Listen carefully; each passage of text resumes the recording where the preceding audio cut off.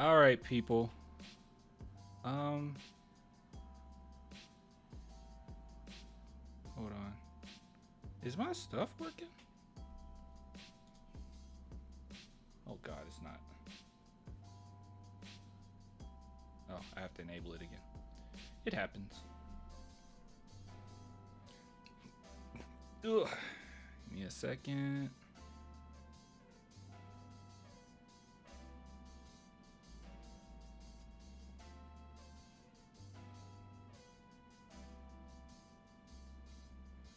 Where is it? There it is. All right. Clan the man. Yes, sir. Yes, sir. I'm so sorry. Oh, crap. I am so sorry. I'm sorry. I'm back, though. We back now. We back now. God, it's kind of cold in here.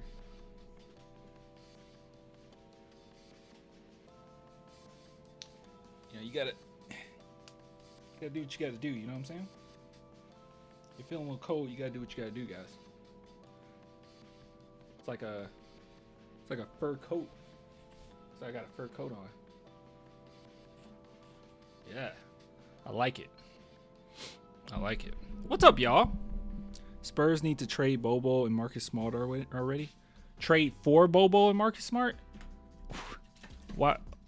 Why would you do that? I'll be honest, though. I'm nervous. I'm nervous with the shooting. Like, outside shooting.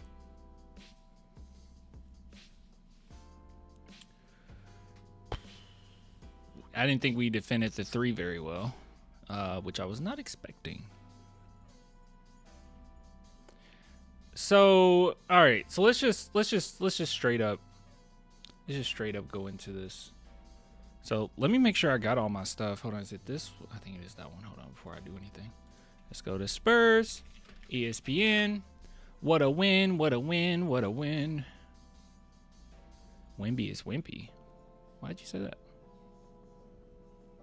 Wemby did it good, man. Wemby did a good job.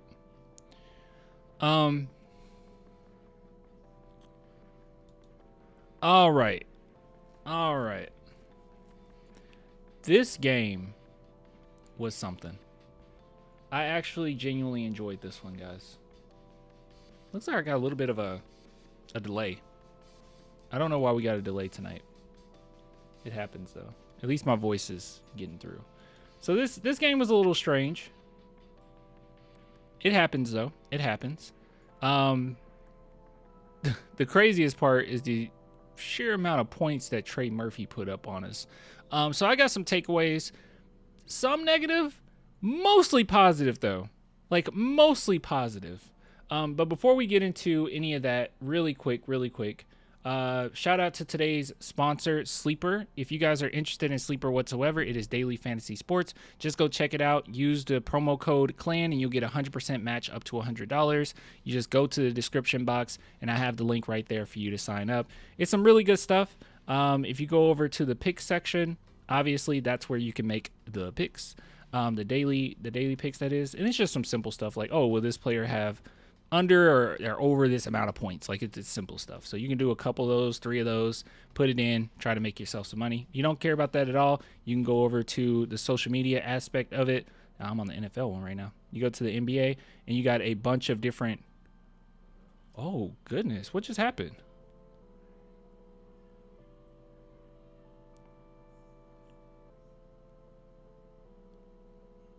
Did Ingram just throw some? What did he throw down?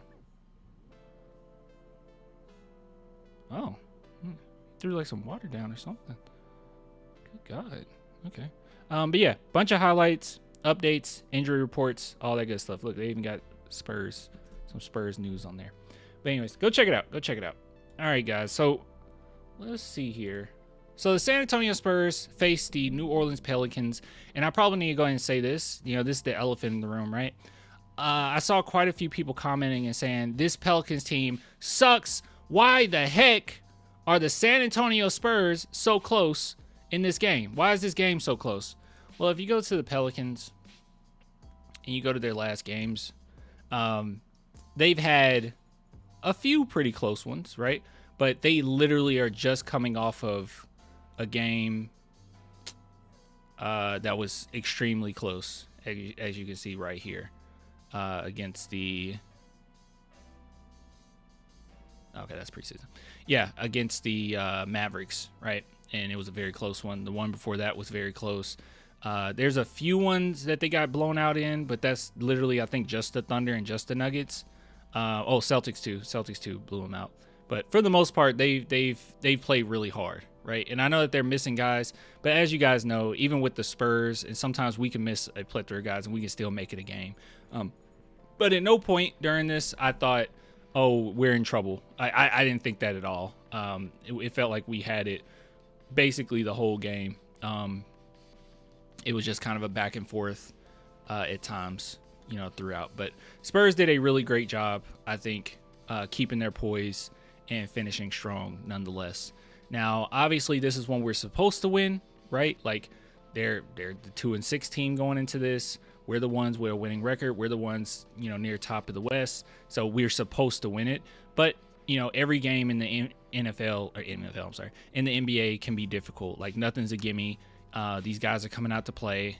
Guys want, a lot of times they want contracts. A lot of times they want recognition. They're young. They're hungry. And yeah, so it just happens. So I'm not mad that the game was close. So any negativity that I have for this game, honestly, it's kind of tough to tell. So I thought sometimes our ball movement was a little stagnant, but honestly, the only negative thing that I had that came out of this game was the fact that I still think we're not creative enough in giving Victor Wembanyama the ball. Like, I think we need to run up more plays to make it a little easier on him. Because right now, it seems like it's a little bit of playground ball. It's not a lot of plays being drawn right now. I mean, well, for this season thus far, it just hasn't been that. And I think in a game versus the Pelicans, yeah, you can get away with that when literally Derek Queen is the one guarding Wemby a multitude of times. He's a terrible defender. He gives up. He doesn't pay attention. That was the reason I didn't want him in the draft, when everybody was like, oh, Derek Queen is so good. Offensively, he's good, but he disappears defensively. So, like, yeah, it works against a team like this, but it feels like with the tougher matchups and the one with the Lakers in particular, it just doesn't work, right? You need to make sure that we write some things or draw some things up. But that's that. I think that's the only negative thing I have from this game. I feel like everything else was pretty good. So as far as the positivities go, Vic, he's been more of a he's been a opportunist, if I would have put it that way. He definitely shows up when you need him, right? But he did fine. 18 points, 18 rebounds. It's too early to tell, but I don't think this will be an MVP season for him, right? Like, this is kind of the first year that teams have really been aggressive against him, and putting those double teams on him. And he's a quick learner. He's going to learn. He's going to get better and better. But I don't know if this will end up being a MVP season. Definitely a Defensive Player of the Year season, though, for sure. But he did a really good job. Obviously, defense was great. Every time he's on the court, it makes things very difficult for the Pelicans. I guess we can just go one by one. Let's just do one by one. Harrison Barnes is back. Nothing to worry about there. Nothing to see here. Harrison Barnes is back. De'Aaron Fox, oh my God. He looked so comfortable, guys. You could tell, like, he's been ready to play for a minute and they were just being precautious because he was ready. And I don't just mean offensively. Defensively, he was locked in. And the cool thing about it is, I think Fox, this is just my assessment, I think Fox is really enjoying this new type of defense that the San Antonio Spurs are playing, because he's very quick, right? He's a very quick player, very fast on whether the ball is in his hands or not. And the Spurs defense right now is literally get up on guys, right? Like, try to force them off of the perimeter and stay with them, throughout. Basically tunnel them to Wemby. Like, that's what they've been doing. Be extra aggressive, we could do full court if you want to, full court press if you want to, get up on your guy. And De'Aaron Fox seems like he's having a lot of fun with that, because with a lot of teams, sometimes you can't do that, right? Like sometimes you have to make sure that you sag off. Now you probably should sag off. Someone just can't shoot threes that well, but sometimes you really do need to just sag off because you don't have like immense backdoor help. But because Wembanyama, like literally, if he's anywhere in the vicinity, it's a wrap. It's an absolute wrap. So it's you could tell that he was having a lot of fun. He was being extra aggressive, maybe even more aggressive than he would have been with the Kings, and it's nice. It was really nice to see. So his defense was basically superb.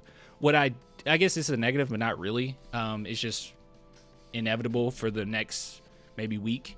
Is we didn't see De'Aaron Fox really facilitate much, right? A lot of those sets, they were like, yeah, just get in the corner.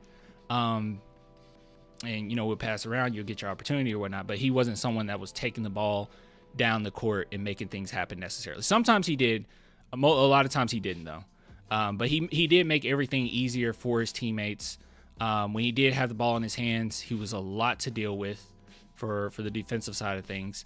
And what's crazy is he had the most points, basically, kind of significantly than his teammates. He had almost like 10 more points than a lot of his teammates, and he wasn't even playing as the main facilitator most of it. So the fact that he was able to just easily just put up, I think it was like 15 points in a row or 15 points in the second quarter or something like that, was insane. I was like, he's like doing this with ease. Like it was nothing. So that was good. Oh yeah, I'm gonna get to Mitch Johnson in a minute. Need to clean up the rotate. Oh, actually, I think I have the opposite opinion here. After the double team is slow, the Pels easily break it. Oh, never mind. You're talking about something else. But anyways, and then Devin Vassell. I said this before. His percentages have been pretty horrid. But like I said, he can be inconsistent. And if it's every few games you get like a crazy great performance from him, that's actually okay. As long as he's being a threat from the outside, that's okay. Because he isn't the second option. He more than likely won't even be the third option by the end of the season. He'll be more than likely the fourth option, right? Probably behind Dylan Harper or Steph Castle, Fox, Wemby, you take your pick, whatever. But overall, his percentages have been really bad, but it was nice to see him get close to 50% overall, and he got 50% from three, and that's what we need right there. That's what we need right there. You can just knock down some of those threes. That's good. But the last few games were pretty horrible. Like overall field goal percentage 33, 35.7, 30, or 22, and then 37. Like he's been pretty rough. But you can be inconsistent if if we have so much depth. It's okay. So I haven't seen one person complain about Devin Vassell, but last season with him being the second option, yeah, people would have complained like crazy. But moving on, Steph Castle, 14 assists in this game. So he went from 13 assists to 14 assists. Most important stat of all for Castle, the turnovers. He only had 2 in this game. He only had 2 turnovers. So that's significant. That's actually a really big deal. So 14 points, 14 assists is really great. I'm starting to be of the no. Well, it's not great because his percentages were horrible, but I'm starting to like. I hate to be like this, but like, should Castle stop shooting threes? Because should he stop shooting threes? His 3-point shooting is horrible. All the positives, he played with a lot of grit, a lot of toughness. He ended up getting 14 assists, which having Fox on the court definitely helped as well. It wasn't any crazy reads or anything like that. It wasn't like the Dylan Harper passes or nothing, but it was good. It was good. He did a great job. But yeah, his shooting though, man, I don't know, guys. I don't know. I don't know. We'll see. We knew that wasn't going to be something this season that was going to be like a huge shift just because we paid attention to what was going on over the off season. But yeah, three-point shooting is pretty rough. But overall, he contributed. The main thing is you're contributing to winning, right? The main guys that need to be, like, absolutely need to be efficient is Fox and Victor. They need to be efficient. And everyone else, you need to just contribute how you, like, what your role is that game to win. Like, that's all we need from you. But moving on, Lindy Waters didn't play much, but, you guys know I like Lindy Waters. Keldon, once again, flourishing in his role. He is basically out there, and he is going to be the meanest, nastiest, toughest player he can be. Like, that's his role, and he's embraced it, and he is okay with it. And how he played today is how you win championships, right? Like, that crazy amount of toughness. He didn't make that many mistakes defensively. I didn't see him ball watching or anything like that, like he has been this season. And just overall, he just did a fine job. When he keyed in on, my team needs me to clean up boards, clean up missed shots. That's fine, bro. That's fine. If you can, his main role is outplay the opponent. That's his role. And it's so nice to see Keldon in a role that doesn't require, okay, Keldon, go save us. It is so nice to see. So is he still going to make mistakes? Yeah. Is he still going to be Keldon? I mean, for you guys, you probably like, what do you mean just be Keldon? But there's a lot of mistakes he's made before. Maybe, but overall, dude, he was great. He was great in this game. Like, contributing to women. That's all I care about. I always tell you guys, I don't even pay attention to the stats until after the fact, and I go live with you guys. But, like, overall, he was awesome. Just watching the game, I was like, yeah, he's contributing to winning like crazy. I mean, he just out-rebounded everybody. Like, him and Wemby had a crazy gap between them and their teammates. So he was getting all of them. 3 offensive rebounds. I thought it was 5. 3 is still crazy. Yeah, 3 is still crazy. So him and Castle, I thought, were really hustling hard. Sohan too. Like, those 3 were really great. Julian Champagnis, look at his stats. I feel like he shot pretty well. Yeah, he shot well. 57% from the. He shot the same as Keldon. And 2 for 4 from 3. Okay, he did good. Nothing to see here. No negative thoughts on Sohan. Trying to think if there was anything that I saw from Sohan that I was like, not really. No, not really. I thought Sohan just played well overall. The only negative thing about Sohan is they have to put him at center right now. I still don't like that because, unfortunately, as good as he can play defensively, it doesn't stop the opponent from getting their rebound. Like he can play great, but like we have nobody to rebound, right? And I guess that's what made Keldon helpful, but I don't know. I don't know about that. Another thing too, I said this before, but I'm sure they'll figure it out. I'm not crazy about when Sohan and Keldon's on the court together because their roles are so similar this season. Like putting them in the short post. It's just, I don't know.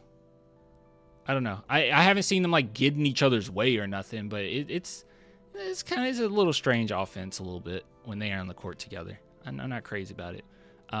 That's why I'm an advocate for, which it'll eventually happen, I'm sure, is Sohan start with Barnes and Devin Vassell, and then have Castle run the offense, off the bench, because he was good this game, but he was also good off the bench last season too. Like, people forget, like, near the end of the season, the runs that he went on before getting his Rookie of the Year. He was actually coming off the bench. He was really good. He was really good off the bench. Let's see. And Carter Bryant was out there for a little bit. Offensively, he was so bad they had to take him out. So, unfortunately, as good as he was defensively, offensively, they had to take him out. Now, the biggest positive out of this game, and fortunately, the Spurs did have a nice lead at some point, but it was never just a comfortable lead. Mitch Johnson, and I thought his rotations were quite good, like really good. And you can even see it in the numbers here, where this is what you want to see, right? This is what you want to see. Like, everyone's numbers are pretty good. Like you got the person who had the most amount of minutes played was Castle at 35, and everybody's like around 30, 28. You can see Sohan and Keldon both at 20, Julian 26. Like that's what you want right there, right? Not putting a crazy load on like your 6 favorite players, and you know everyone else just goes to the wayside. I still think that you'll be able to utilize Kelly Olynyk, but this is my assumption. I'm assuming the Spurs are expecting Kornet to be back pretty soon, and you know maybe Kelly Olynyk doesn't have a place right now, and he'll be at the end of the bench type deal. I thought that we would still have room to play him, but I guess we'll just wait and see. I was a little shocked that he didn't get playing time at all. So yeah, so right now, as far as a starting lineup that I think just makes the most sense, would be De'Aaron Fox's defense is this good, and that's why. Because if De'Aaron Fox's defense, I always knew he was a good defender, but if his defense is like top tier, or he can be as aggressive as he wants with our new defensive scheme, I'm totally comfortable with Castle not even being in the starting lineup right now. Like I think that's totally fine, and we'll be okay. Because you can have Fox, you can have Vassell, you can have Heverson Barnes. There's your shooters right there. Castle can't shoot, and that's okay. That's okay, because he did lots of other stuff to contribute to winning, but he can't shoot. But in the starting lineup, you can have your shooting guard, your small forward that can shoot, and then we still haven't really gotten to see enough of. I think Sohan's stroke looks much better, but that is crazy. Okay, maybe I need to take the messaging thing off, because there's no way I could have read that, especially if you put a lot on there. Thanks for the super chat, Larry. He says KJ and Jeremy on the court for about 5 minutes and played awful and is successful and successful at the same time. Chaos ball, love it. 80-2 season income. You just keep changing the number every time we lose. Winning chip. Thank you for the super chat, man. I appreciate the love. Yeah, I don't think they play that well together, but maybe they'll figure it out. It's just that their roles are so similar. But I would really like that, though. I think that's so if you put Sohan in there, you have him with Wemby. Jeez. Like that's actually really good defensively and everything. And then let's see. And then you have your shooting. Yeah, I would be okay with that. And just move Harrison Barnes out of that power forward position. I think that would be pretty good. That's a pretty tough starting lineup just to start off the game. And then you move, obviously, Castle in there. He do his thing. He starts killing them. He destroys people.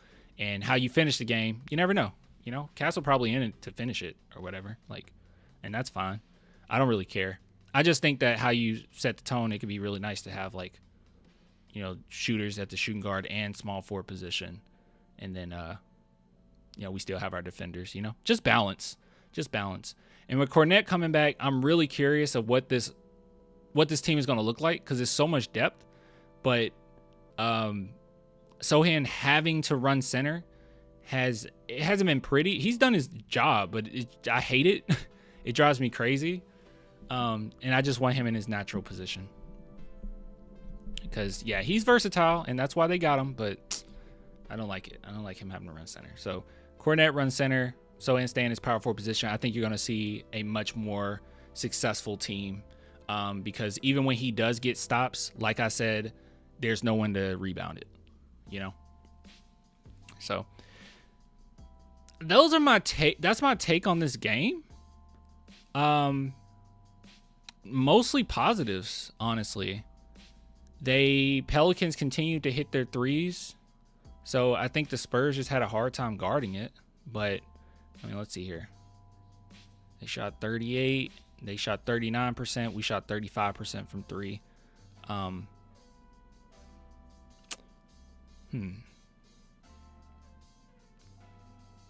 don't know. I think that's all I really got. Anything I'm missing? Why does everyone get career highs? Was that Trey Murphy's career high, 41? They needed Trey Murphy. It seemed like Trey Murphy was just playing past his teammates, bro. Like, he was just playing past all of his teammates. It was kind of sad to watch. But I am so happy the Spurs didn't get Derek Queen. You guys should go back and look at that stream there was people in the chat like saying we should get Derek Queen, and I was like, no, I don't want Derek Queen.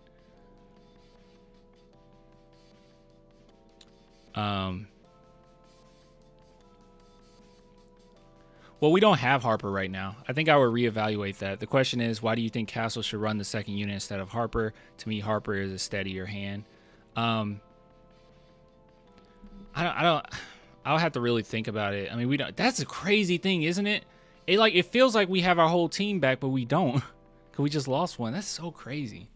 This team is gonna be so good, bro. Everyone's healthy, and if you can divide up the splits as far as the minutes are concerned, when everyone's healthy and back, like you're gonna calm down on the injuries.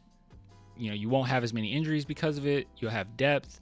You'll get to be as creative as you want. Like, man, that's going to be nasty. 2 more players, because they're going to get minutes. Like, Dylan Harper and Cornette aren't like, oh, they're not going to play. Like, you can't play them. You're going to play them. There's a lot of players on this team you're going to play. The odd men out are kind of like Lindy Waters. He'll be on occasion basis. Carter Bryant, and the rest of the guys. But everyone else, like, you're going to play them. I'm sorry, the question. The only thing for me is I just want the starting lineup to be balanced. I think that's the thing. I just want the starting lineup to be balanced. Which, I don't know. At the shooting guard position, shooting guard small forward position, I want you to be able to, like, knock down your threes. Because this game in particular, the Spurs had it in Castle's hands, and he was mostly running it, but it still made it easier because Fox was on the court, period, right? But going forward, maybe in the next few games when Fox starts, feeling himself and get a little better, he's going to be the facilitator, like the main facilitator, just to be honest. Like, the ball will be in his hands to create for everybody. And once that happens, yes, Castle is going to be better, but I'm just wondering, like, we can get a pretty hot start early if you just say, screw it, Devin Vassell, you're that shooting guard position, Harrison Barnes is at that small forward position, and so forth. I don't know. We'll see. We'll see. But yeah, I don't have any hope that, especially how this team is looking, I don't have any hope that Harper will start, even though I'm cool with it and I'm down for it. It probably won't happen.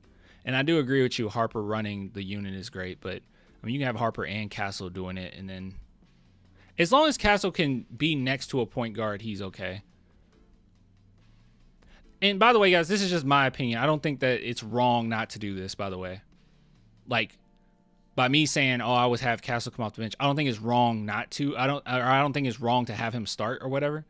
Like, I think it's fine. It's just my preference as far as, what the type of weapons that Fox can work with. I probably should elaborate on that a little bit. Because I think Fox he'll have Devin Vassell, Harrison Barnes. He has that right now, but you have Devin Vassell, Harrison Barnes. But then you also can utilize Sohan in the pick and roll very well. And obviously you can do it with Vic as well, and you're going to be doing that. But, Sohan, you can use that pick and roll quite a bit because he was the most efficient. I think he was second in the league last season in pick and roll finishes. And, unfortunately, a lot of the guys kind of miss him on some of these cuts and just in general. And I feel like Fox we'll get some easy buckets, some really easy buckets that way. And with Castle coming off the bench and how good he was last season at that too, I feel like, oh man, like we'll be able to stomp on teams in that context. But yeah, Wemby simply isn't a scorer. Wemby offensively, he's still figuring things out. Yeah, I agree with you. He's just figuring things out. Like, he take advantage when it's there, but teams have kind of found ways to bother him a little bit. He's gotten better, way better from his first 2 seasons, but he's not like a Jokic type go-to. He's not like a Luka go-to right now, right? Like, he's not in that category. He's not an SGA go-to right now. But he'll get there. He'll get there. Clan agrees with me. Yeah, I agree with you. Vic is not like I don't think Vic is like a great offensive player yet. It's just difficult. It's just difficult for him. He's getting a lot of double, triple teams. He's very long, so guys go underneath them to get the ball. It's not easy.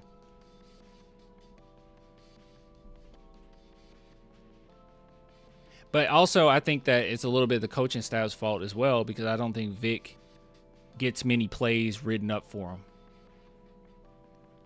And that's something I don't like.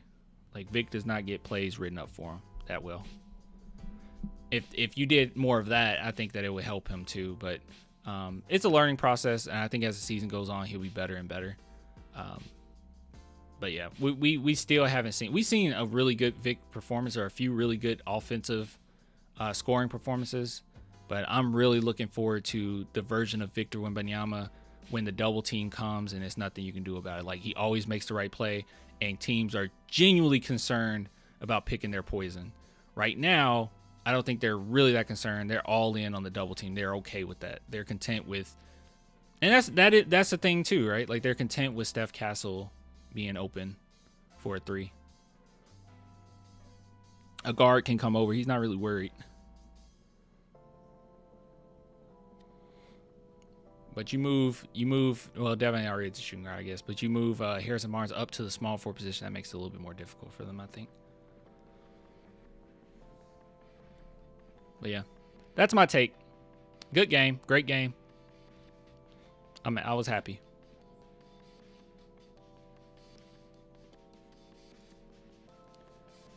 I think Wimmy's just polishing his playmaking.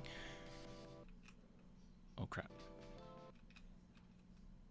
I don't know which one is my, oh, it's that one. Huh. Okay.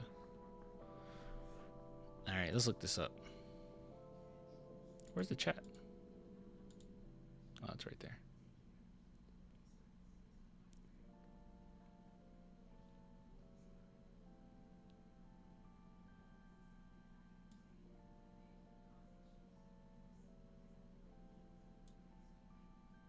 I moved my alert box. Hopefully it actually shows up whenever we get a super chat and I'm like this.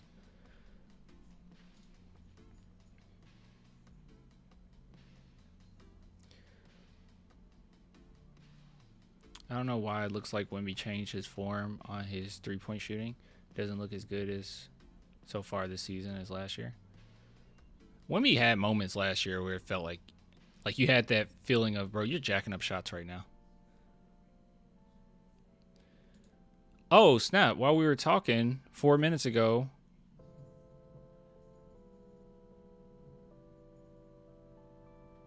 it's not like it's about to storm where I'm at. I don't know. You guys might hear some thunder. Yeah, that was pretty loud. All right, so before we get into this, I want to take a look at, because the Aaron Fox just got uploaded. So I got to take a look at that, guys. Before we do, if you guys are interested in Sleeper, that is the sponsor of today's segment, as always. So if you guys are interested, go check out the app. It's multitude of different things you can do on there. There's daily fantasy sports, but also one thing that's really cool is there is a social media aspect, and that's what I'm scrolling through right now. Like you can see right here, breaking, De'Aaron Fox is expected to make his season debut tomorrow. So there's a lot of nice little updates, what's going on around the league, and so on. So if you guys want to go check that out, go do it. And you can also do some daily fantasy sports on there as well. All right, let's take a look here. So, oh, I got a super chat. Let me say it real quick. Thank you, Brendan. He says, curious as to your thoughts, Clan. How does Harrison Barnes moving to the small forward change what he does? Wouldn't he do the same things he has earlier this season and last? Yeah, he would. He would do the same thing. Yeah. I don't think it would change. It would change his matchups for sure. I don't know if you guys can hear that.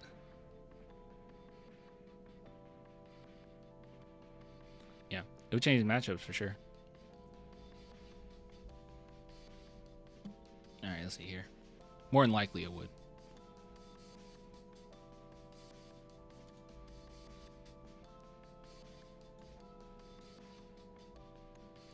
Oh, you guys can't hear it. There gotta be a way for me to...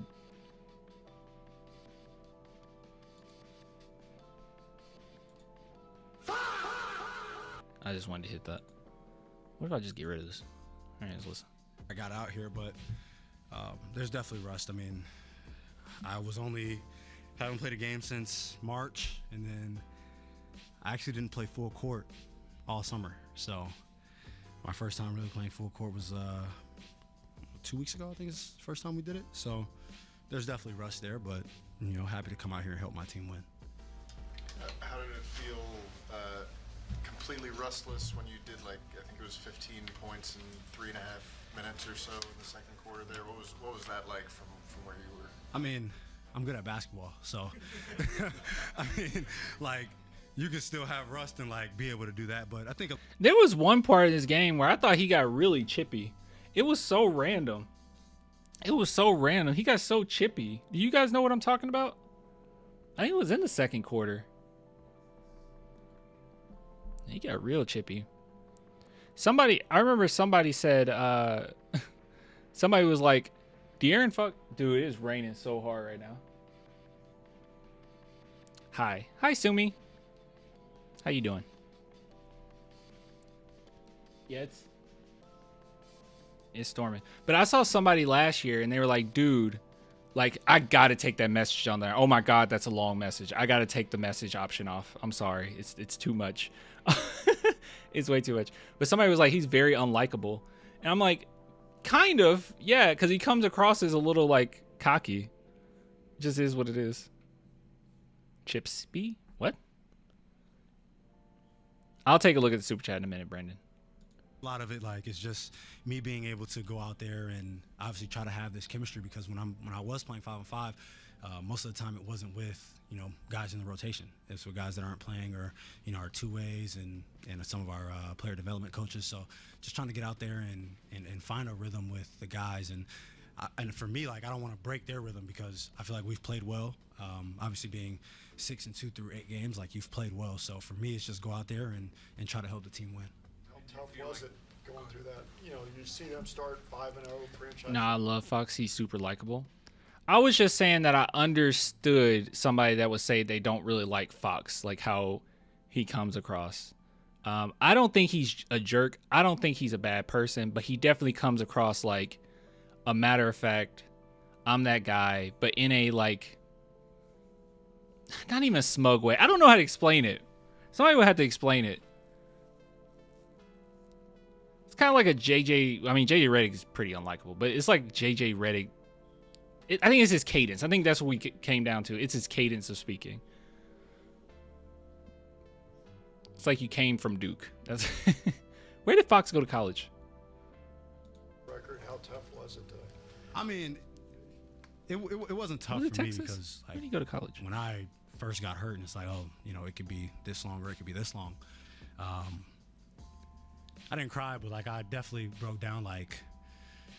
Wow, I just got here. Obviously, I just had surgery on my hand, and then this happens. And for me, it was all right, you can sit here and pout and not go to work, or you can obviously soak in it for a little bit. But after that, I didn't. Clan thinks Fox is snarky and cocky. A little bit, but that's okay. I don't dislike Fox personally. I was just saying I understood other people that would dislike Fox. He's fine. He's fine. He really enjoys his time on the court, and he gives. All I care about is what you do on the court, and if there's nothing crazy going on off the court. When you start getting in the category of I really love this player, not many people can reach that bar for me, right? It's just certain guys, you just can't reach that bar. Here, you guys are gonna hate me for this. Personality-wise, Tim Duncan. I never loved Tim Duncan. I never just loved Tim Duncan. I loved Tim Duncan, but I didn't love Tim Duncan. Manu Ginobili, I loved Manu. It was I could. He's like my Michael Jordan, there's nobody touching somebody like that. Derek White, I just really love Derek White.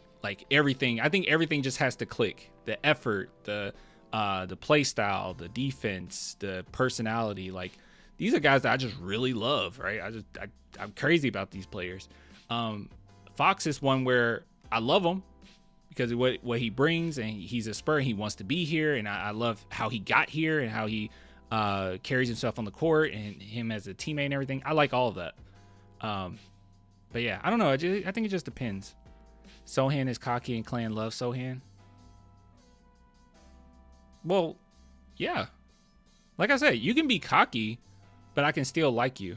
I guess I would have to really think about why there's certain like players I really like. But Sohan is just kind of nasty. But Sohan also keeps his head down. Like, as cocky as he is with certain stuff, on the court, he is just nasty. He's just like unmoving. Like, you can foul him extraordinarily hard, and he's just like, it didn't do anything to me, right? I mean, even today, we had a scuffle. People don't like Sohan. We had a scuffle today when they were trying to take the ball from him. Couldn't do anything. He was dragging Sohan around everywhere. He's like, this is my ball. You know, like, that type of player I just really love. I love those types of players. But he does keep his head down. He respects the game. He respects the game. But yeah, I don't know. I don't know what it is. Sohan's cocky for a 10-point per game player. No. So Sohan isn't. I don't know. Sohan is a troll. That's what I'll call Sohan. He's a troll. He tries to get underneath your skin. I wonder how much of that is cockiness and how much is that just loving trolling people. You know? I'm sorry. We need to get through this. I'll think more about it, but players that I love on this team, like outside of just, oh, I love this player. I really love this player. I would say Wembanyama, Jeremy Sohan. I'll probably put Steph Castle in that role too, because I do love everything about Steph Castle. I have to think about it. Cornette.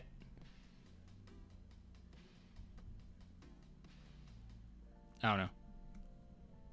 Who's in y'all top list of loving on this roster? Today I didn't go on vacation. Harper. Yep.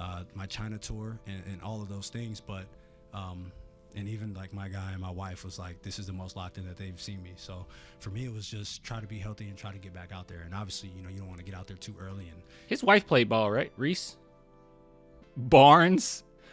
I love Barnes, but I don't love Barnes. You said Wemby, Sohan, Castle, Cornette. Okay, so you agree with me then.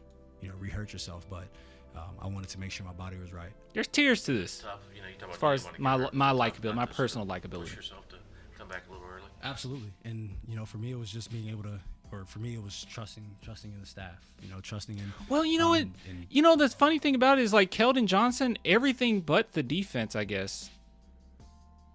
I do love Keldon Johnson, like personality-wise, with his effort. I guess it's just been all these years of like weird decisions he's made on the court. But now in this new role, I think by the end of the season, he'll be in that category too. Yeah. Waters? Nah, not yet. He hasn't made it on that list for me yet. Say it again, Clan. Keldon Johnson? Yeah, Keldon Johnson. I've always loved his personality and his effort. It's just been his play style where I'm just like, I can't just be like crazy about this player. But yeah. Oops. For this, most of the times the staff is going to go out and talk to specialists and things of that sort. So for me, it was just trusting everything that they were doing.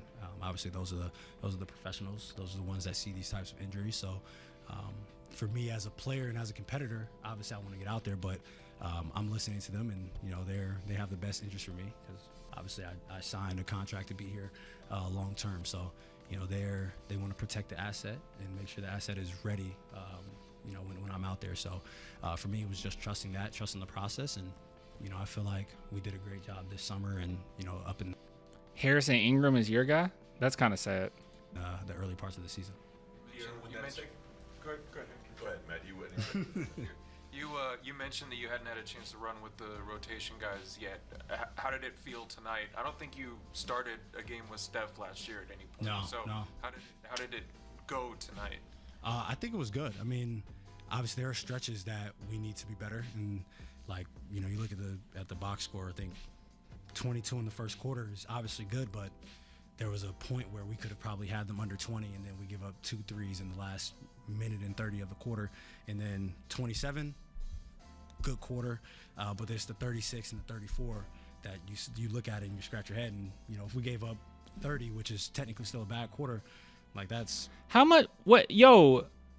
Trey Murphy, how much does he make every year? I've been wanting Trey Murphy for a minute, bro. What's his contract looking like? Everyone wants Trey Murphy. Yeah, everyone wants Trey Murphy. God, what would you give up for Trey Murphy? I feel like I would give up quite a bit. I would give up quite a bit for Trey Murphy. Yeah, they're not gonna give him up. I want Herb Jones too. I'll settle for Trey. 10 points taken away from them, and that's 109, and you're looking at like y'all could be one of the best defensive teams in the league. So for this group, like, it's just those little things, those small details that can take you from being a really good team to a good team to a great team or just to a bad team, and we're trying to figure that out. De'Aaron, a couple of things. So when that second quarter came, People forget how good De'Aaron Fox was, and that's unfortunate. You saw how many people, man, I don't know if you guys noticed how many people were getting on to me when I said I feel like he's a top 5 point guard. They were like, top 5? How could he be top 5? Right? Like, and I understand it. There's plenty of point guards that you would throw ahead of him. Okay, that's fine. But, like, I don't think the gap between point guards is as significant as some people make it out to be in that, like, top. Like, once you get out of, like, the top 3, I don't think it's as big of a gap as people make it out to be. But they forget how good Fox was just a couple seasons ago before his injury. Dude was ridiculous. much of that was a shift in mindset, after maybe getting back in the groove in the first quarter and then going on that burst in the second quarter? And then the second question is the late bucket that helped seal it. Ja is out? What happened with Ja? Was that kind of like riding a bike in that here you are closing moments and the ball's in your hands and you're going to do your thing? I mean, the second quarter, like, funny enough, like when I started the game, I'm like, I'm probably not going to make a shot right now.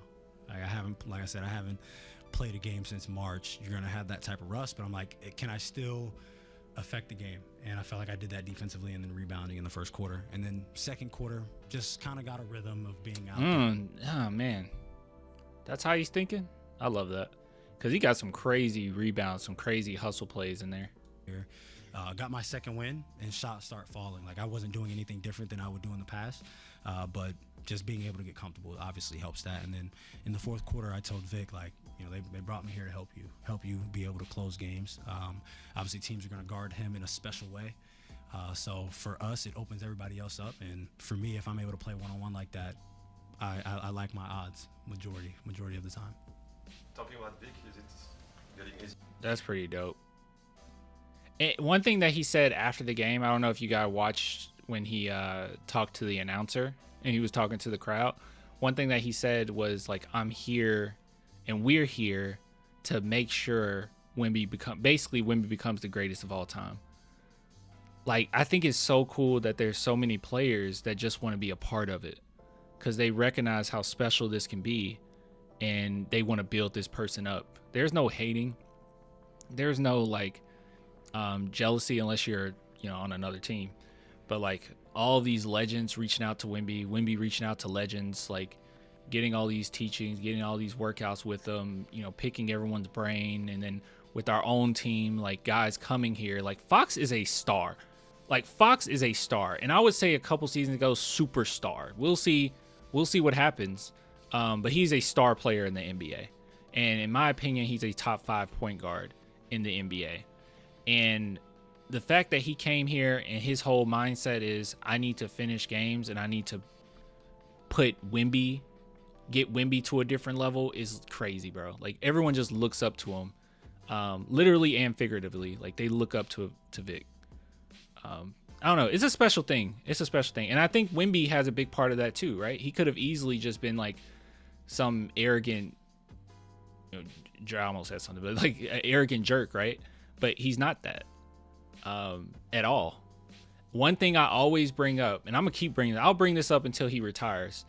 One of the most telling things that Vic did that I was just shocked by was the fact that Dom Barlow undrafted player that the Spurs picked up. He did an interview, and they asked him, what was it like? What has it been like working out with, a rookie Wemby? And he said Wemby came up to him and asked him so many questions about his game, about how things work, about the system. He asked him so many questions, and Don Barlow was like, "You're Victor Wembanyama. Like, do you recognize how big you are in the world right now? And you came to me, an undrafted player, and you want to pick my brain?" And you're like, I don't know. I just think that that's something special about it. It takes a certain amount of humbleness to do that. And that's just something we haven't seen from other people that even close to the type of talent that Wemby is. We don't see that. Easier to play alongside with. Not many people are close to Wemby's, but like, yeah, even you're a few tiers down. Like, if you come into the league and you're going to be a star/superstar, that type of humbleness is just not easy to find. So I think his personality makes it where people want to help him, right? It's like, okay, I'm gonna make a super nerdy reference because Fox is also a Dragon Ball fan, but I'll do it after this answer. Him, or is it still a work in progress, and it's still. I mean, it's obviously still a work in progress. I mean, this is only our 6th game playing together, so that's still a work in progress. But I think we help each other and we complement each other, and even with like Steph, I feel like it opens up for them as well. During the course of the first half, like Herb is picking me up at half court and I don't even have the ball, so I'm trying to tell them to continue to be more aggressive. There's no reason for me to bring their best defender in the action if we don't have to, and y'all are playing against, I guess, lesser defenders. Like, I mean, he's an all defensive team caliber player. So with that, just use my gravity, use the space that we have, and if we have to play a 4-on-4 with the players that we have, and I'm not there, and their best defenders out, I like our odds. What are your early observations on? Okay, I'm gonna make my nerd reference. I love Fox's answers. I'm gonna make my nerd reference now. When it comes to Vic and a lot of people trying to help him, and even Fox coming out and saying I want to help him, it reminds me of, oh God, I'm gonna look like a nerd. I am a nerd. That's okay. It reminds me of Goku in a way. If you guys recall, if you grew up with Dragon Ball, like I don't have to say like, do you know who Goku is? Like everyone knows. But if you recall Goku's fight with Vegeta, it's like one of the biggest fight of the series. One of the biggest fights of the series. It isn't the biggest fight, but it's one of the first big fights of the series. It's huge. It's a big deal, monumental, whatever. Goku wasn't stronger than his opponent. I'm getting somewhere with this. He wasn't stronger than his opponent, and he actually lost to him, right? But ultimately, he won. But he won because he had a lot of different people coming into the fight and helping, right? Now, the reason why I bring that up is because I think the show actually showed that Goku's biggest strength maybe wasn't even his skill. Yes, he's like incredible. He has all this potential, but it wasn't even that. What made him special and what made him such a great leader was his personality, his humbleness, and what he did for other people. And I feel like with Wembanyama, a lot of people coming in and helping him, that might be his biggest strength. Like, yes, he has the potential to be the greatest of all time. Like, yes, he has this crazy defensive ability. Like, yes, he's 8 feet tall, right? Like, yes, he has all these things. He has guard skills, and that's all great. But then at the end of the day, the type of leader he is can really propel you. And while it drives me crazy sometimes that Wemby will like foul out of games and he's just trusting his teammates, right? That pisses me off. But at the same time, that trust that he has for his teammates and not saying that I'm above any of you makes everybody want to work with them and everybody want to chip in and do their part and basically die on the battlefield with you, right? So like, I think that that's what makes him so great. That's what makes him so great.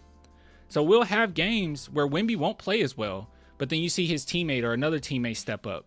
And you're like, well, they're just supposed to do that. No, like the leader that you have and the person that believes in you and that you see every single day, that plays a part of things. So back to Dragon Ball, Goku eventually ended up being crazy, right? Like crazy, great or whatever.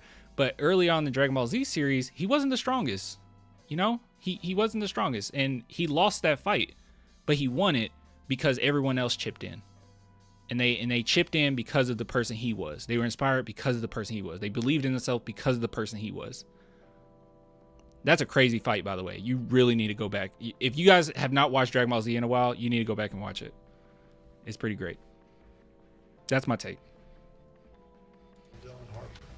Oh, I think Dylan was great.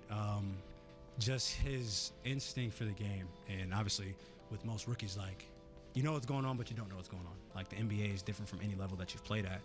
And he still does what he does. He gets to the basket, gets downhill. He's able to create for himself and others. So it was great, obviously, watching him and want him to get healthy, because that just adds another dynamic to our team. And obviously, I didn't expect when I'm ready to play that he'd be out. So as a team, we're still, trying to get healthy, and obviously not having Luke out there as well. I think this team, we have a lot of talent in this room. Is that kind of one of the beauties of the way this roster is constructed in a way? I know it's young, but you brought up the fact that all that Victor gravity allows you to go one-on-one. Could Fox beat Vegeta? Fox don't have that much pride, I don't think. I guess we're talking about what version of Vegeta. He's not early on Vegeta. He would be like older Vegeta. He learned, I don't know. But Steph is a good one-on-one player. Dylan's a good one-on-one player. Is that kind of the idea, that you guys can attack one-on-one matchups as everyone's sucked into Victor, basically? Yeah, definitely. I mean, he's one of those guys like Steph.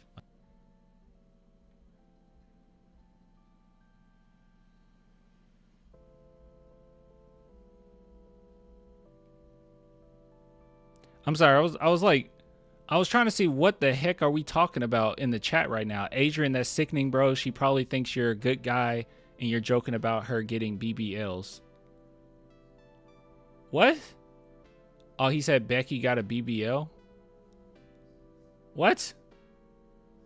I thought this was like, I'm gonna be honest with you guys, I thought this was some tea.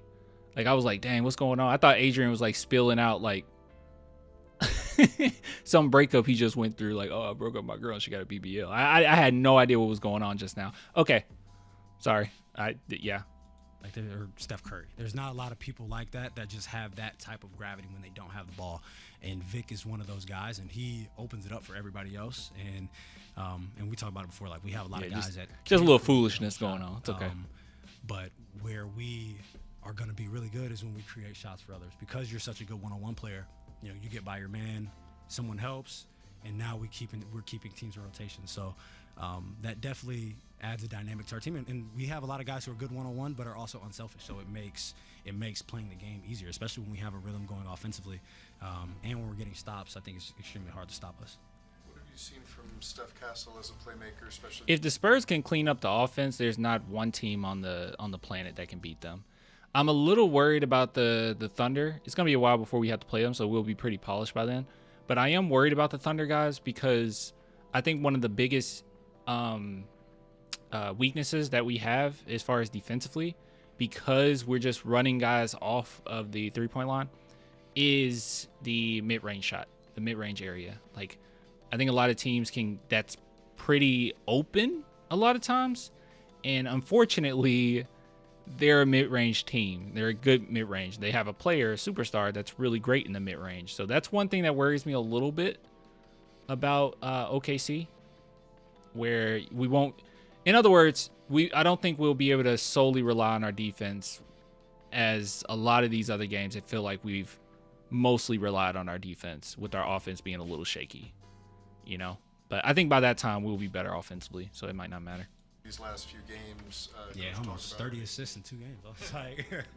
Coach said he's been making the simple reads.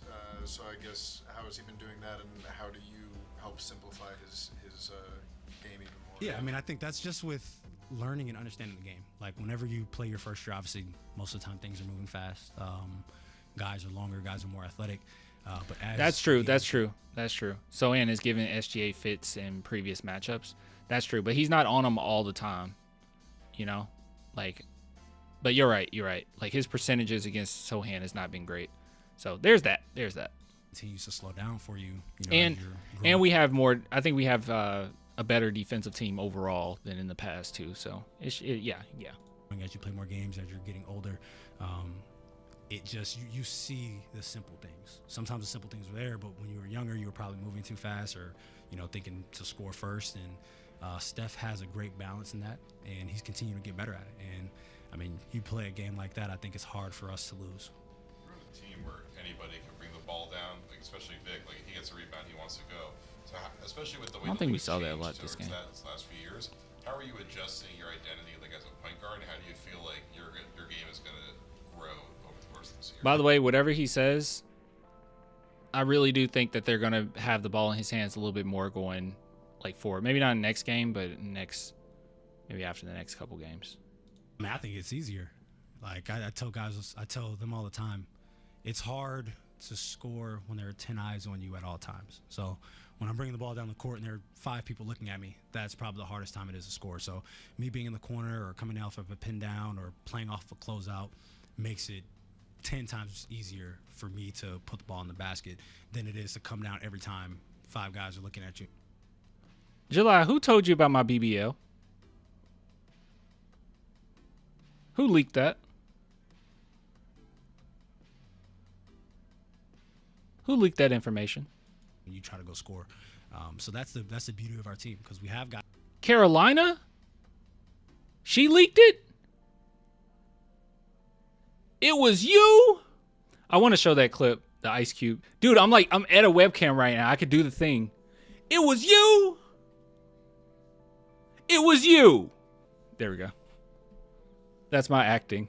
And it was still better than Ice Cube. guys that can do it, but whenever you're playing off of a closeout, it makes the game that much easier, and that's why we're preached the way that we play. Thank you. Appreciate it. Good stuff. Good stuff, huh? Yeah, you need to watch War of the Worlds. The new one is so bad. It's so bad. It's so bad. It's so bad. Swishio did it. It was you. It was you. There we go. I hope you like that. Now let me be in a movie. Pay me a gazillion dollars. Whatever Ice Cube got paid for that. You can put me in it now. Yeah, give me the Oscar. Great acting. Thanks, guys. BBL Drizzy. BBL Drizzy. All right, screw it. Let's do the last one. I'm gonna choose. I gotta choose between it. I don't want to just like. Cause did we get a Wemby one? Oh, wait a minute. Oh, we didn't get a Wemby one. Oh, I don't have to choose. I'm not gonna do the Castle one. I just want to do the. I think I want to do Mitch Johnson one. I always want to hear Coach. I would act badly for a lot less money than Ice Cube. For real. Man, just give me a Chick-fil-A coupon. I'll be good. I'll act for a Chick-fil-A coupon.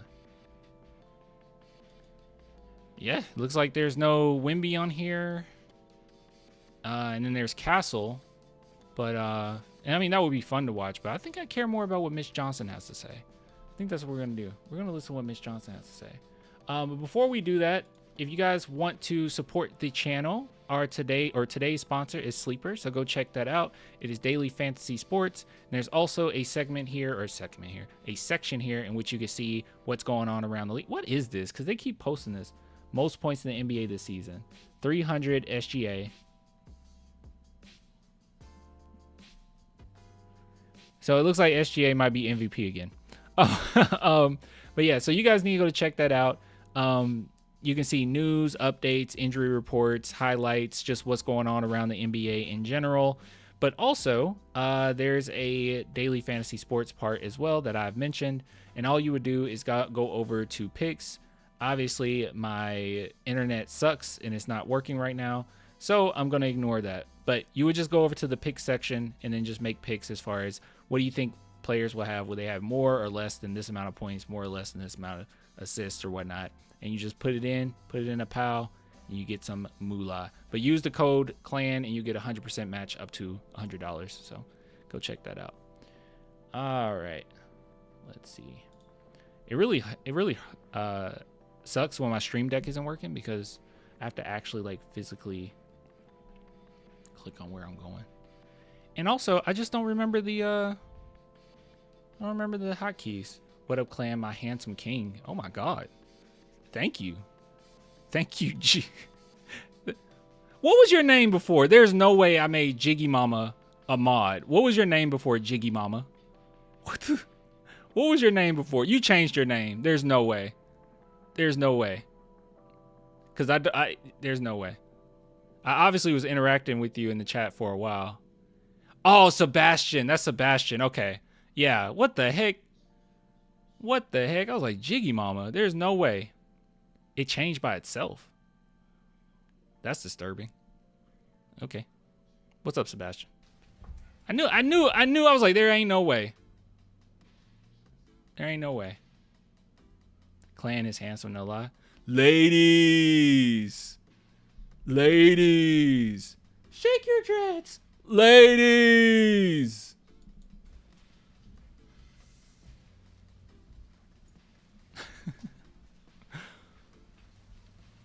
It's New Orleans, tough team. What are you seeing maturity-wise from you? Leave me alone type shit. I thought we've done a good job at responding to adversity or to when things aren't going our well. Our competitive response has been pretty good throughout the year. I think we have to continue to make sure that we're not helping dig our own hole at times. But I do think that we have done a good job at responding when necessary. In a past live of yours, I said year 3 with Wemby that the Spurs were going to be playing to win. Can't wait till playoff time. Go Spurs, go. Yeah, for sure. You know, last season I was one where I was like, this is still a learning process. Like, I didn't think that they were tanking, but I didn't expect us to make a play-in. A lot of Spurs fans thought we at least make the play-in. I know Wemby going out, then maybe it would have been different if he was healthy, but it is what it is. But I didn't think we would make play-in anyway, nor did I really think it was necessary, right? Like, I wanted a good pick. I was cheering for us to win, but I wasn't, yeah. I wasn't opposed to losing games. But going into this season, no excuses. I don't care. We still have great picks going forward. We still have Hawks pick, which should be a lottery, somewhere in the lottery. Like, you got your team, you got your depth. You can start building towards trying to get a championship now. Just clean things up, and then we're going on championship runs.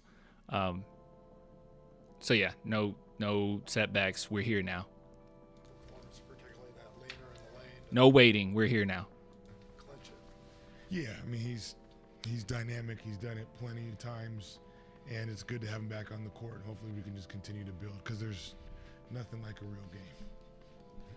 Is that a way I can, like, listen? Turned up all the way? My mic? I mean, Yo. I saw what you saw then. I haven't asked him since, but I believe so. Outside of the obvious with him, what does he add just at a fundamental level for these guys on the floor? We were 100% play-in team before Wemby went down. I guess I was just one where, first off, I didn't think that we were, and that's okay. But also, it wasn't like a tanking season where I was cheering, like, I was literally cheering for Spurs to lose. Like, I know people at the time, they were like, you're not a real Spurs fan. I was like, do you know who Wembanyama is by any chance? Shut up. So I was cheering for us to lose. I was like, guys, like, I was watching the games. I wanted individual progress. Like, that's what I cared about, individual progress. Like, just specific players, improving. But I could care less about winning. I was like, let's just lose. Please, for the love of God, lose. Because I wanted Vic. So, I'm drunk. Congratulations. It's a Saturday, so you're all right. Or just from an organization. Oh, wait. Every time Castle turns it over, I drink. I'm drunk. Wait, this game, he didn't turn it over that much, so you're good. Yeah, he's an advantage creator just with the basketball in his hands. He's been around the league now for almost a decade. He's been an all-star. He's been in the playoffs. He knows what things are supposed to look like and feel like and execute like. And so it's good when you can have someone that has the experience. You can talk about it, but it's one thing to actually do it. So looking forward to continue to get him back in the fold. Did you like what you saw from the guys, like, in his absence? All of the stuff that you just mentioned, were you happy with the way that guys like Steph handled that kind of job, especially after Dylan went out as well. Yeah, it's never easy when you have main characters of the play in or out, and so it's gonna again take time. But I liked everything, and I think everybody's putting their energy in the right spots and pulling in the same direction. By the way, it's very hard to win the NBA. But what makes it even harder is if you don't show effort. And I will at least throw out there, the Spurs have showed effort every single game -1. The Phoenix Suns game is the only game this season that I felt like the effort was lacking. And it only came like late in the second half. But yeah. Has 27 assists in the last 2 days. What are you seeing from him in terms of how he's reading the game and seeing the game? I think he's hitting a lot of singles. And by the way, there hasn't been one game where Castle hasn't brought forth effort, because I think even in the Suns game he showed like the most effort than anybody. So yeah. I think he's always been able to make really advanced plays and reads and dynamic athleticism, skilled both hands, and I think he's hitting a lot of singles right Most injury-prone player in the league: Kawhi, Zion, or Joel Embiid. Probably Kawhi. Kawhi never plays, man. No, maybe Joel Embiid. I'm gonna go with Joel Embiid. And now when he does that, it's hard because you got to guard him. He can also make the advanced play, so then if he keeps doing that, it's going to keep the defense off balance and get his teammates a lot of good shots. Anthony Davis, yeah. He didn't say Anthony Davis, though. You had 8 guys in double figures tonight. What does that sort of balanced scoring give your team? You know, hope it's something that we continue to see moving forward. I think we have a little bit as the season has. Thank you, Mitch Johnson. Thank you for at least playing good minutes with everyone. It wasn't crazy like, hey, these are my 6 players or these are my 7 players. He made sure to play a bunch of players, and I liked the minute splits a lot. Thank you. And it's gonna get even better when we get 2 more players back, 2 more important players. Unfolded here early on in terms of just it can be a lot of different guys, different nights, and I think hopefully that's something where we continue to live that motto of it's not your shot or my shot, it's our shot, and move the ball. I thought Carter Bryant played defense very well. Like, it felt like not a defensive shift, but because we were already playing pretty good defense, but there was definitely a defensive impact from him being on the court and us going in that small ball lineup. It didn't show as it wasn't as bad because he was on the court. Unfortunately, though, offensively, there's a lot of work, but I also think a lot of it comes down to he needs more reps. So I don't know if the Spurs are going to allow him to go to the G League and get more reps, and then still travel with the team and all that good stuff. But also, yeah, it just seems like maybe he needs to add on, a little bit of strength, or because these teams are playing really fast with the Spurs right now, and it's a lot for him to take and process. And if you're not on the court much at all, and is very inconsistent when we get to see you, he's going to struggle, right? So in my opinion, I think he played well defensively, and that's something he can always be able to hang his hat on. But offensively, it's really bad to the point where I would agree that sometimes he's unplayable right now. But I think he just needs reps, and if that's in the G League, then so be it. So we'll see. I really like him, though. He's going to be really good in the future. Random note, trade Keldon damages locker room. Thank you for the super chat, Ross. Well, it doesn't damage the locker room as in people will be like, you got rid of our leader. Like, it won't damage the locker room that way. But Keldon's definitely a great locker room guy, a great energy guy. So I guess it would hurt in that regard. People feed off of it. The integrity of our spacing, put pressure on the rim, and let the basketball find the open man, and when you're open, shoot it. Dialing in the 3 will help a lot, yeah. But it still didn't seem like one of his, craziest performances. Is it, the way that the defenses are keying in on him right now? Is it sort of a feeling out thing with his teammates? What do you think is going into that? I thought he missed some really good shots. I thought he got some really good passes. It's hard because, he had 3 assists. If you go back and see if he had a hockey assist or when he started the possession where he got 2 on the basketball, that's where you got to really watch the film and break down the game to see the layers of how he can control the game. Same thing defensively. He had 3 blocks, but if he's in the right place, how many shots did he deter? So I think he did a really good job, especially, again, second night of a back-to-back, 33 minutes, played a lot last night. And New Orleans is fighting. Willie's doing a really good job over there. They're competing their butts off, got a couple guys out. They made some shots, and give them credit. And I thought Victor did a good job of leaving his imprints on the game, even though it may not be a wow box score by his measure. I don't know if we're going to get to talk. Yeah, he played winning basketball.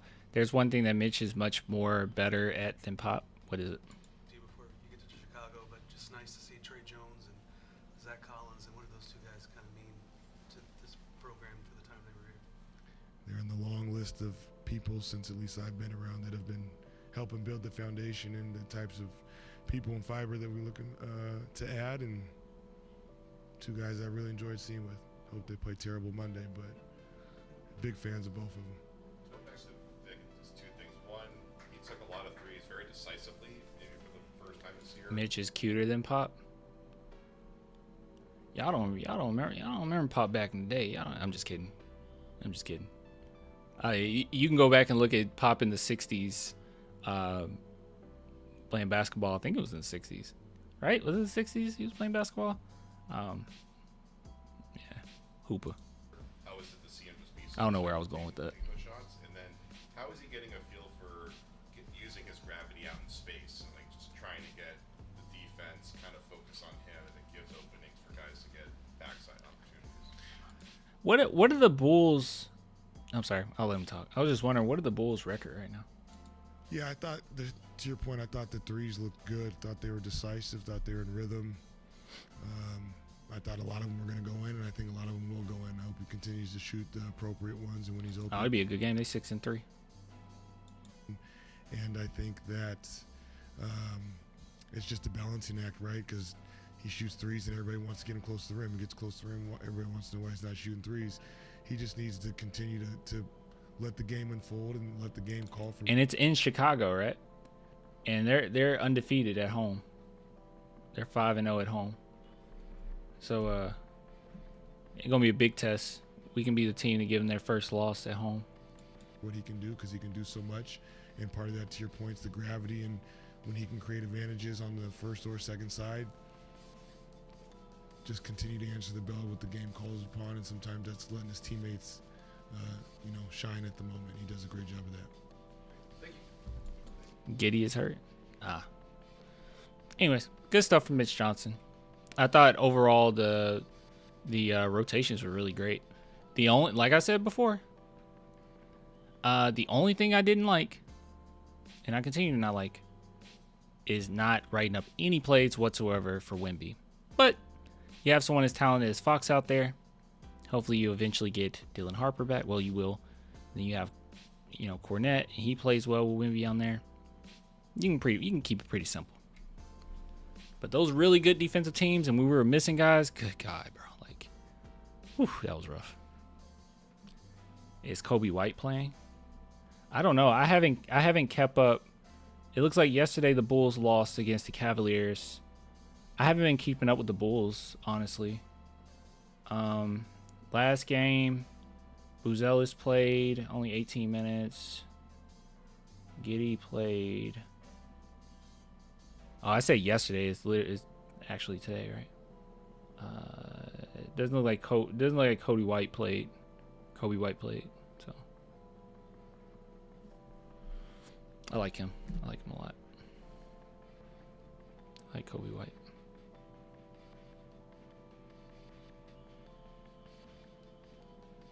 Anyways, all right, guys. That's all I got for this one.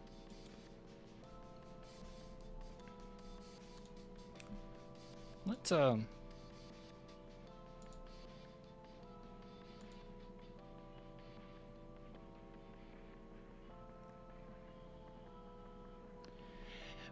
Popovich getting angry at reporters. If we're being honest,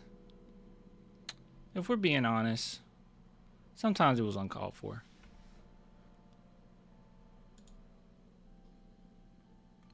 It'll be bad questions sometimes, but I also think you're putting quite a bit of pressure on people for no reason. And then you would never know, like, what Pop you're getting, you know?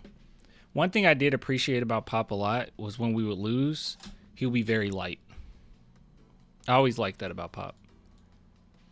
He would be very light. He made me feel better. Like, when we in the playoffs and we lose, we get kicked out, and they do an interview with Pop, he put things in perspective. And it's like, it's basketball. You know, we'll be back next year. My team ain't going nowhere. And he had that kind of attitude. The problem that I always had with LeBron is if LeBron is losing in a series, he has that attitude. No, it's just basketball. It's not like after everything's done. Like, he'll do it in the middle of a series. Drives me crazy.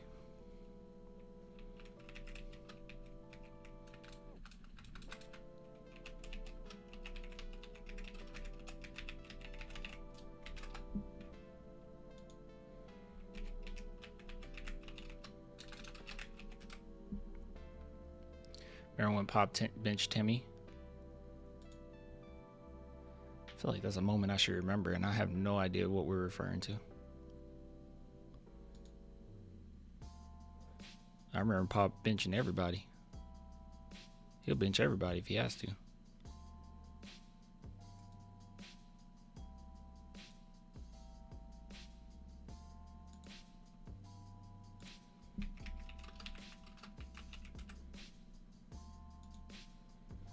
Pop benching Kawhi. Pop will bench everybody. I don't know what y'all talking about specifically. Like, remember the time he benched a player? Yeah, he benched everybody. Everybody got benched.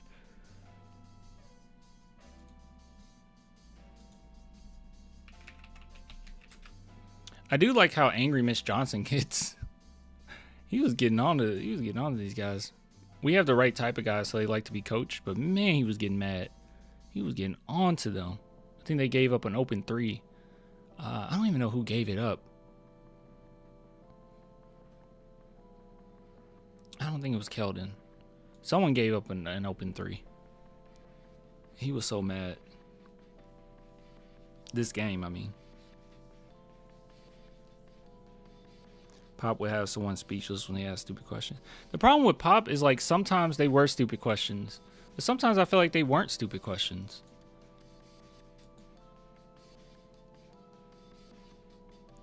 So, like, you don't really know what to ask. Like, what's going to set them off?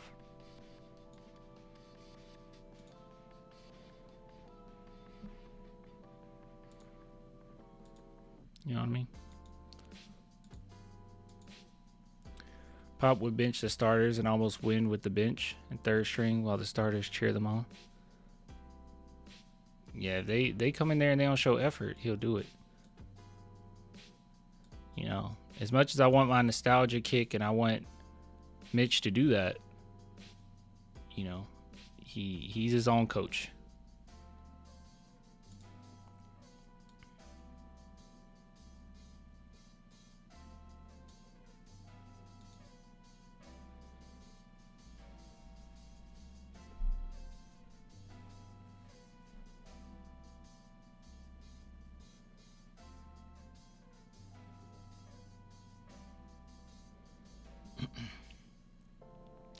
There's, for example, a journalist who asks the same stupid questions now. How great was that? Or he was so good type. Don't know who that is, but Mitch still delivers. Oh, I don't know.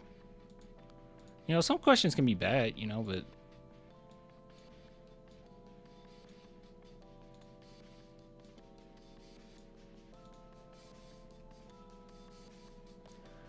we need Luke Cornett back. French Vanilla was fire. Yeah, when they were out in the court together, that was actually kind of deadly. Not gonna lie.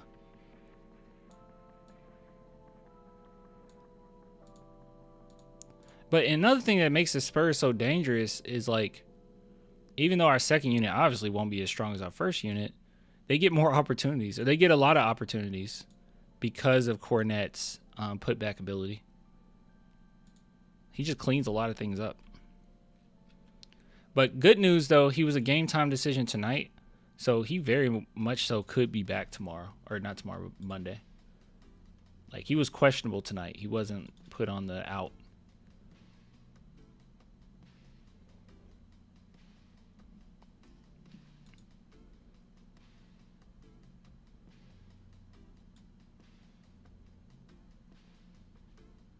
He has 27 assists in the last 2 games. He's done a good job.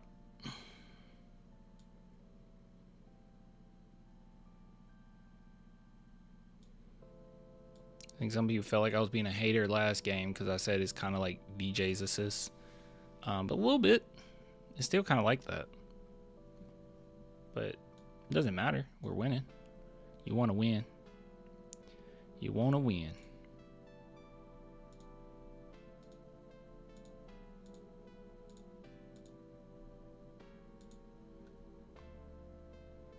Why did they play Kelly? I have no clue. It would have been nice to see him get a few minutes. But they might be preparing for Cornette. Maybe Olynyk just doesn't get that much playing time. I don't know.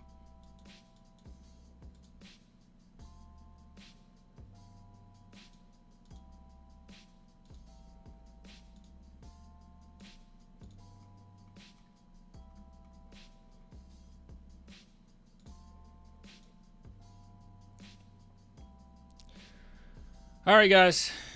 That's it for me. I will see you Monday night. I'll upload the segments from this section, this segment, or this live stream. But I'll give it to you guys later. If you're just now coming in and you missed it, that's totally fine. The videos will be up tomorrow, the next couple days. But yeah. Would you say Castle is a better defender over Sohan? No, I wouldn't say that. Sohan's versatility alone would help me. I mean, the fact that they can throw him at center, but then he can also guard, basically 1 through 5. 1 and 5, not as great, but you can do it on occasion. And the fact that every time the San Antonio Spurs go against like a really great team and a great player, Sohan's usually the one that's on them. He just does a great job. So I would say he's a better defender than Castle, but Castle's also like a really good defender. Like really good defender. Maybe Castle is a better point of attack defender than Sohan. Maybe we can say that. All right, y'all. I'll get with you later. Bye. Castle's a better dunker than Sohan. Hey, Sohan missed that wide open dunk. I ain't even going front. That's fine.